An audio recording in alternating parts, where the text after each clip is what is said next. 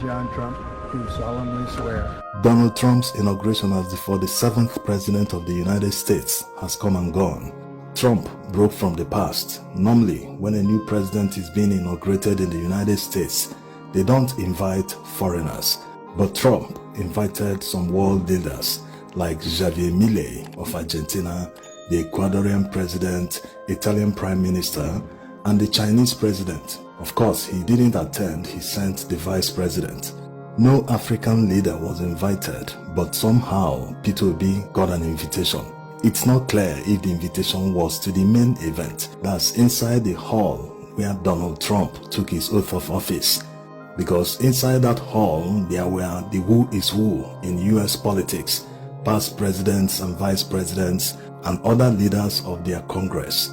However, Peter Obi didn't attend, like you already know. According to parallel facts, the reason he didn't attend was because of some pressing national issues. What might that be? In his stead, he sent Senator Nenadi Usman, who is the chairman of the Labour Party Caretaker Committee. It is important to stress here that this invitation might not have come to the Labour Party directly. Otherwise, the likes of Abure would have seized the opportunity to travel to the United States to witness the inauguration. Also, this means that other political leaders in Nigeria and political parties like PDP, APC didn't receive the invite to attend the inauguration of Donald Trump. Otherwise, they would have made a huge PR about the whole issue. But the only photo on the internet today from a political leader is from Nenadi Usman, as you can see in the photos that she shared on her verified X handle. Anyway, not that it matters who attends or not, but Nigerian political leaders can learn a lot of things from the inaugural event of Donald Trump and his actions a few hours he's been the president, or maybe one day he's been the president. You can see all the executive orders he has signed already. Even weeks preceding his inauguration, he already had the list of ministers and other appointees that will work with him. Most of them have already been grilled by the US Senate. So the lesson here is that Nigerian politicians who are elected must hit the ground running like Donald Trump did. In 2015, Buhari came to power. It took him more than 6 months, approximately 8 months, to submit the list of ministerial nominees to the National Assembly for approval. Under Tinubu, it took him several months to submit the ministerial nominees to the National Assembly. These are people that campaigned for presidential elections. They work with fellow party members. Does it mean they never knew, they never saw the potential in all the people they worked with during the campaigns to be able to make the decision and say, this person, that person will take so portfolio, this person will do this person will handle this portfolio, you handle this ministry, to be able to come up with the ministerial nominees after being declared winner of the election. Even if they don't come up with all the ministerial nominees immediately after they won the election, at least that short time before inauguration, they should be able to have the ministerial nominees handy in order to hand it over to the National Assembly maybe a few days before inauguration, like Donald Trump did. Or in Nigeria's case, the executive branch is inaugurated almost the same time as the National Assembly. But they should always endeavor to submit it immediately the National Assembly is inaugurated, which is in about a month after the executive branch is inaugurated, so that they can really hit the ground running. Out of all the executive orders that Donald Trump signed on his first day in office, the most important one that affects the lives of Americans is the order to reduce the cost of living. Can you imagine? This is the direct dividend of democracy. He's giving it to them immediately. Of course, it is yet to materialize, but at least you can't but admire the effort to do something in favor of the people that elected him. Not just in this case that they will enjoy it alone. Everyone, including the people that didn't vote for him, will enjoy the dividend of democracy. In contrast, what did Nigerians receive on inauguration day of Tinubu? Subsidy is gone, and all hell was let loose on Nigeria. It remains the beginning of our suffering in this country. Not that there wasn't suffering prior to that, but it was still manageable prior to 29th May 2023. The only people that can argue this are supporters of the current administration, people who justify the suffering. As if that was not enough, just a few months after, he floated the naira, which is another word for devaluation of the naira. Today they are justifying it, saying that it is the actual value of naira, that naira has found its real value, that Nigerians should endure. So they made a bad situation very, very worse. It wasn't as if there wasn't suffering, like already said, under Buhari's administration, but it was manageable. People could still buy petrol for less than 200 naira per liter. So imagine, as rich as United States is, as massive as their purchasing power is, as their GDP per capita is, their leader is still talking about reducing the cost of living for their citizens. How much more Nigeria that is very poor? Nigeria's GDP is not comparable to many states in the US. It's not up to that of New York State, which is above $2 trillion. Are we going to talk about California, which is about the 6th or 7th largest GDP in the world? That's when you exclude them from the United States. So if we have to compare the two countries, Nigeria deserves more subsidies in many aspects of life in order to lift millions out of poverty. But instead of giving Nigerians that subsidy, instead of finding ways to make sure the state doesn't pay for the subsidy directly, they rather push the entire burden on Nigerians. They rather tell Nigerians, hey, you have to suffer now in order to live tomorrow.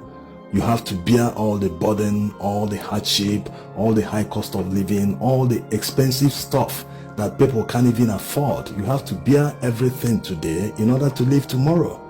All this while they live their own lives, their own dreams today. All the people telling Nigerians to tolerate the suffering for the rainy day that will come who knows when, they are all living their own extravagant lifestyles in the now, today, not tomorrow. Some of the reasons they gave when they increased the price of petrol in May 2023 was that they wanted to stop smuggling of petroleum products abroad to neighboring countries, which was laughable. It remains laughable today. It is a security issue. When you cross any Nigerian land border, you will see the number of security agencies that man the border, from the army to customs, immigration, police, even the SSS. All of them can't stop smugglers from smuggling petroleum products across the border. Why are they paid? Why should they push their inefficiency to Nigerians to bear the burden? It doesn't make any sense.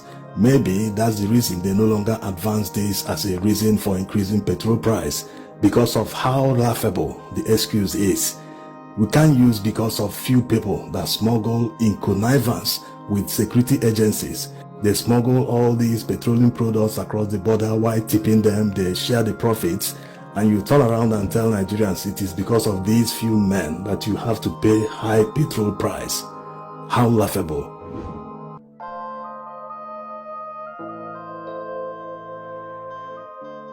Now to one of the executive orders that Donald Trump signed, which will adversely affect Nigeria. It is about the drilling of more oil in the United States. The United States used to be one of the biggest buyers of crude oil from Nigeria. But over the years, they have reduced the import of crude oil because actually they have more crude oil than Nigeria. So going forward, they are going to drill more oil. That means they will reduce buying from abroad, which means that NNPC's revenue will drop. The fewer customers or off-takers they have, the less revenue they will make, which might take us to several years ago when the NNPC used to pump a vessel with crude oil without knowing the destination, without having a buyer. Yes, it happened in Nigeria. They were using international oil marketers. They would just fill up a tanker vessel and it will set sail while they continue searching for customers who are going to buy the crude oil. Before a few weeks it set sail, they would have found a customer and the vessel will head to the port of the customer to offload the crude oil. So the future is looking bleak in Nigeria. The fact that the United States is going to pump more crude oil doesn't necessarily mean that they will use up all the crude oil in their local economy. No. Even right now, Dangote Refinery buys crude oil from the United States to refine. So it means they will be selling to more international customers, even at a reduced price, because they are not a member of OPEC. They want the oil price to be very low so as not to hit their economy hard. High oil prices hit their economy hard, just like it is hitting Nigeria's economy hard. So what the Nigerian government can do now to counter what is coming in the future is to invest in massive production in Nigeria.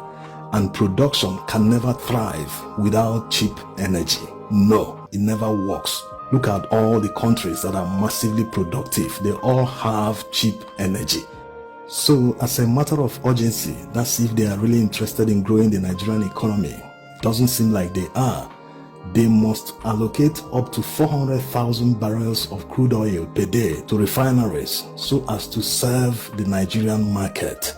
Yes, they don't need to pay for the subsidy directly. They are not paying anything. Just recover the cost of refining the crude oil so that people can have access to cheap energy in order to improve production, while they will gradually be improving the national grid to be able to supply 24-hour power supply, because it's still expensive to run on petrol or diesel. The manufacturer is expected to buy power generating plants and buy petrol daily in order to power them to manufacture his products, while others in neighboring countries or other countries don't have to go through all this. They don't have to worry about the maintenance of these power generators.